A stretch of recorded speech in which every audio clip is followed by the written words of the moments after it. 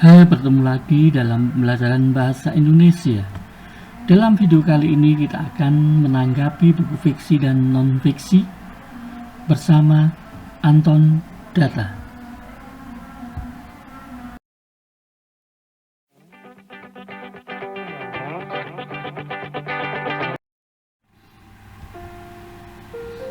Pada pembelajaran yang lalu kalian telah membaca buku baik fiksi maupun non-fiksi.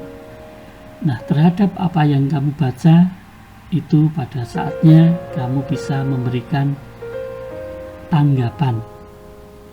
Nah, apa itu tanggapan atau menanggapi buku fiksi maupun non-fiksi? Menanggapi berarti memberi komentar secara objektif terhadap kekurangan dan kelebihan buku yang sudah kalian baca. Menanggapi sering juga diberi istilah dengan resensi buku atau timbang buku. Tanggapan buku fiksi. Beberapa hal yang perlu ditanggapi dalam buku fiksi meliputi sampul buku, tokoh penokohan, tema, latar, bahasa, alur, dan lain-lain. Misalnya, bagaimana tema cerita dikembangkan, bagaimana pengembangan latar dalam cerita, bagaimana penokohan dalam cerita, dan bagaimana penggunaan bahasa dalam cerita. Tanggapan buku non-fiksi. Hal yang perlu ditanggapi meliputi sampul buku, rincian bab, subbab, penggunaan bahasa, isi, sistematika isi, dan lain-lain.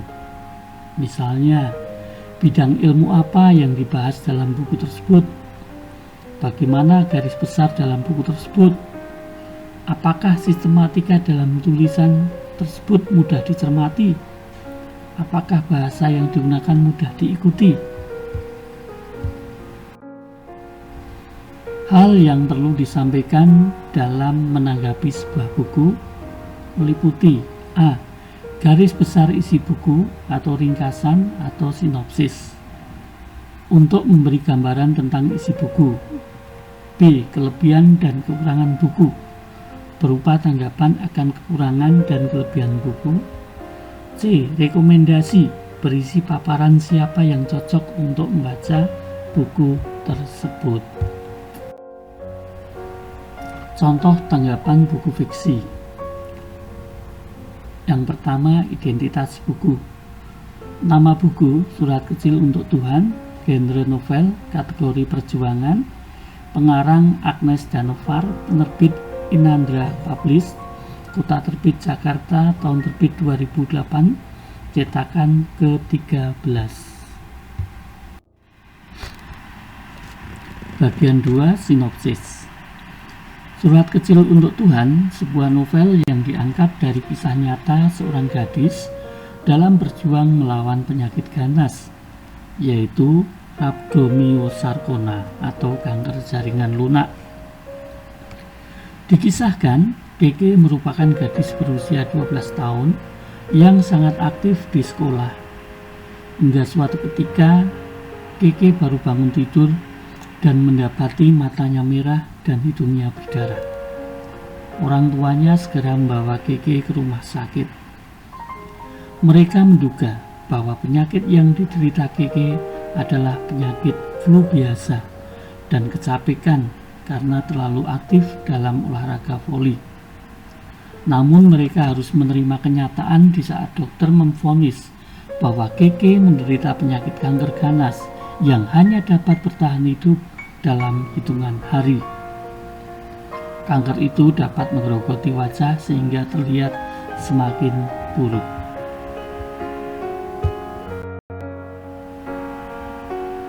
Meskipun demikian, Keke terlihat bersemangat dalam perjuangannya melawan penyakit. Karena hal itu, orang tua Keke berusaha untuk merahasiakan penyakit yang dideritanya agar tidak diketahui Keke. Namun akhirnya Keke mengetahui apa sebenarnya penyakit yang dideritanya. Mengetahui hal itu, Keke hanya bisa pasrah atas apa yang dideritanya dan selalu tersenyum kepada siapa saja yang ditemuinya, seolah-olah tidak terjadi apa-apa pada dirinya. Orang tua Keke terus berusaha agar penyakit anaknya disembuhkan, mulai dari pengobatan alternatif yang dicari ke seluruh Indonesia, walaupun hasilnya masih nihil. Hingga akhirnya orang tua Keke kembali ke pengobatan medis untuk melakukan saran dari dokter, yaitu melakukan kemoterapi. Keke harus menjalani kemoterapi sebanyak 25 kali hingga ia dinyatakan sembuh oleh dokter setelah 6 bulan lamanya. Tuhan masih menunjukkan kebesarannya kepada Keke dengan memberikannya nafas yang panjang dan bisa menikmati kehidupan yang bahagia bersama orang tuanya, walaupun hanya sesaat. Keluarga Keke kompak melakukan syukuran karena Keke dinyatakan sembuh dari penyakit kanker. Akan tetapi, kebahagiaan itu seolah berakhir karena Keke kembali merasakan kanker menghampiri dirinya. Ia langsung dilarikan ke rumah sakit dan harus menjalani rawat inap. Keke sempat mengalami koma selama beberapa hari. Di sisi lain, dokter juga menyerah atas penyakit kanker yang diderita Keke. Hingga akhirnya Keke mengembuskan nafas terakhirnya setelah ia berhasil menuliskan surat kecil yang ditujukan untuk Tuhan. Bagian 3. Kelebihan buku. Novel ini mampu membuat pembacanya meneteskan air mata karena kisah perjuangan seorang gadis yang harus berjuang melawan kanker ganas yang terus menggerogoti tubuhnya. Banyak pesan tersirat bagi pembaca untuk terus semangat dalam menjalani kehidupan, baik itu di kala duka ataupun suka. Kekurangan buku.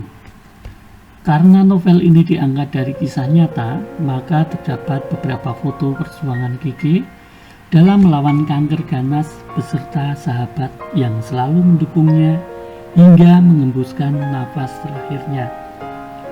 Kekurangan pada novel ini hanya terletak di bagian penulisannya, di mana terdapat penulisan kata yang salah dan ada yang sulit dipahami oleh pembaca. Contoh tanggapan buku non-fiksi. Yang pertama, identitas buku. Nama buku, Kisah Perjuangan dan Inspirasi B.J. Habibie. Genre motivasi. Kategori perjuangan, kisah inspirasi. Pengarang Weda S. Atma. Penerbit Checklist. Kota terbit Yogyakarta. Tahun terbit 2018. Cetakan kedua.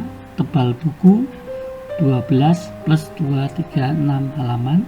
Nomor edisi ISBN 978 602 6763 983.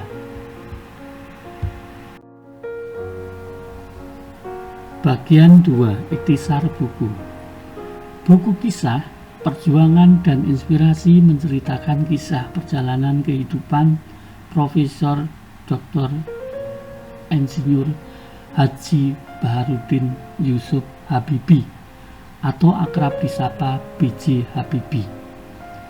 Tokoh yang sangat dikagumi baik di Indonesia ataupun di luar negeri karena kejeniusannya dalam menciptakan pesawat terbang dengan konsep ide-ide yang cemerlang. Selain itu, tokoh dengan berjuta prestasi ini dikenal sebagai Presiden ketiga Republik Indonesia. Walaupun demikian, ada perjuangan yang beliau lakukan untuk mendapatkan pencapaian yang melambung di kancah dunia. Di dalam buku ini, kita akan disuguhkan dengan kisah Habibie sejak kecil, dikenal sebagai Bapak Teknologi Indonesia, hingga kisah cintanya bersama Ainun. Bagian ketiga, keunggulan buku. Buku ini memberikan motivasi, inspirasi bagi pembacanya, khususnya bagi anak muda yang ingin sukses dalam menggapai cita-citanya.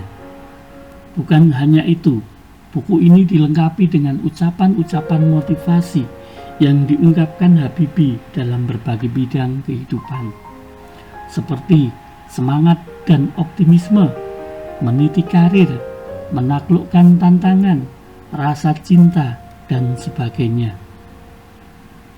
4. Kekurangan buku.